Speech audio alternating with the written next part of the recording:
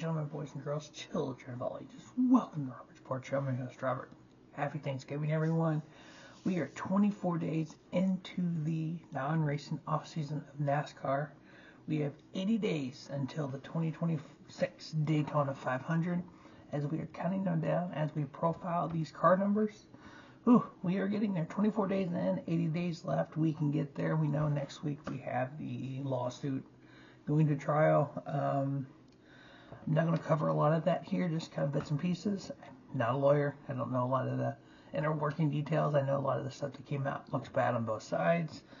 It's a black eye for the sport. Regardless how we look at it, I don't think at the end of the day now there's going to be a winner and a loser. These cases can get drug out for years, so appeal after appeal after appeal. So we're not going to be done this off season. So hopefully this doesn't just ruin NASCAR. Hopefully this isn't the CART IRL split again. Hopefully this isn't the PGA Live Golf split again in NASCAR. Unfortunately, I think it might be, but we'll see. We'll see what happens. Anyway, 80 days delay. We're going to profile at card number 80. In the Cup Series, 236 starts, 1 win, 15 top 5s, 41 top 10s, 1 pole. First race February 5th, 1950. The last race was March 11th, 2007. 62 different drivers drove the number 80. One driver won. 86 times it was a Ford, 77 Chevrolet, 52 Pontiac, 17 Dodge, 11 Oldsmobile, 7 Plymouth, 3 Mercury. Hudson and Lincoln both had 2, and then Buick, Chrysler, and Studebaker each with 1. Jimmy Horton, 22 starts, average finish 28.3. Jim Pasquale, 20 starts, 1 win, 7 top 5s, 12 top 10s, average finish 18.3. Once again, these are only the stats of these drivers in particular car numbers. So a lot of these drivers had other stats in other car numbers. This is only in car number 80. Neil Castles, 20 starts, 6 top 10s, average finish 15.8. E.J. Travat, 18 starts, 3 top 10s, average finish 23.3. Jimmy Whelen, 12 starts, 2 top 5s, 4 top 10s, average finish 11.0. Worth McMillian, 11 starts, 3 top 10s, average finish 23.5. For the Xfinity Series, 81 starts for the number 80, 1 win, 1 top 5, 4 top 10s.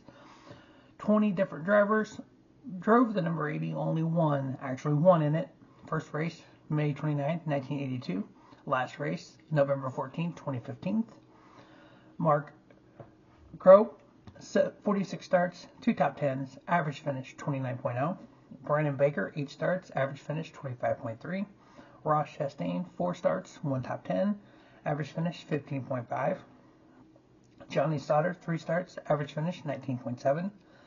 Dick McCabe, 2 starts, average finish 11.5. Ashton Lewis, 2 starts, average finish 18.5.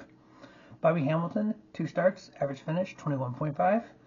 Rodney Sawyers, 2 starts, average finish 41.0. Tony Stewart has the only win. 1 start in the 2009 300-mile race at Daytona 300 there in February. He won it driving the number 80, HendrickMotorsports.com. We've heard that sponsor before, or HendrickCars.com. And in 2009 at number 80, he drove it for Hendrick Motorsports, won it. His only win for Hendrick Motorsports in the Xfinity Series. Now, from 2005 to 2013, Tony Stewart drove 9 years. He drove the Daytona 300, the Xfinity Busch race there at Daytona, kind of like Dale Earnhardt used to do. He won 7 of the 9, and the other 2 he finished 8th. On the truck side, 61 races, 5 wins, 21 top 5s, 34 top 10s. First race, March 17th, 1996. Last race, August 1st, 2019. 5 different drivers drove the truck, only one won. Now, most of these lists are not all-inclusive. You can go to driveraverages.com, search by car number, you can pull up the entire list. 62 different drivers in Cup, 20 different drivers in Xfinity. Well, truck only has 5, so we're going to cover all 5 of them. So this was the entire list of any driver who drove the number 80 in the Craftsman Truck Series in NASCAR. Joe Ruttman, 50 starts, 5 wins, 20 top 5s, 33 top 10s, average finish 9.6. Justin Shipley, 4 starts, average finish 23.6. Jody Knowles, 4 starts, average finish 28.8. Brian Ruffner, 2 starts, average finish 22.5. And Greg Biffle, the Biff, 1 race, top 5, top 10, average finish 5.0 because he finished 5th.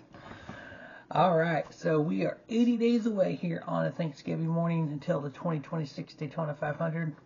There is a lot of news left to come out for NASCAR. We need to find out what the playoff system, if there is one for next year, is going to be. I have a feeling right now, because of everything that's come out with this lawsuit, it's going to be a full 36 race points. I think Steve O'Donnell said this on Dale Jr. Download. They want a system where the fans buy in and the competitors buy in. And I think at this point, the only thing the fans are going to buy into is the full 36 race season, which is fine. I've talked about that here before. But all the folks that want a full 36 race point system, all right, cool. If you get it, you get it. Awesome. I don't want to hear a single one of y'all bitch come July and August. And those races are, quote, boring because there's no real battle for the championship. There's nothing to race for because we're at race 22 of 36. And we're not watching because it's not that exciting. Or race 25, the race that would have been, quote, cutoff races of what, 25, they're at Daytona, and then 28, etc. When those ratings are down and we're not watching because they're not exciting, because there's no drama, I don't want to hear y'all bitch if you get the 36 full race season. Just saying. When your champion is crowned early and y'all ain't watching that finale, or complaining about watching the finale because there's no championship on the line, I don't want to hear any bitching, alright? Other than that, hey, let's go for full 36 race season. Let's see what happens. But you know what? We are 80 days away from Daytona. We're going to count that down. We're going to kind of do some other videos throughout, some driver profiles. Some of my favorite drivers, I'm going to profile them during this off season. As always, thanks for watching Robert Sports Show. Don't just have a great day. Have a spiffy day. Robert Sports Show, your YouTube leader, sports chat content.